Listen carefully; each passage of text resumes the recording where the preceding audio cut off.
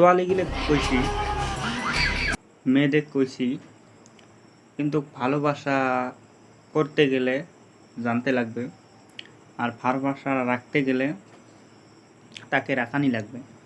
কি জন্যে ভালোবাসা এমন নয় ছেলেদের মন নিয়ে খেলা করা, তার জন্যে বলছি উচিত শিক্ষা দিছে এই ছেলেটা, তাকে আমি ধন্যবাদ জ্ঞাপন করুন।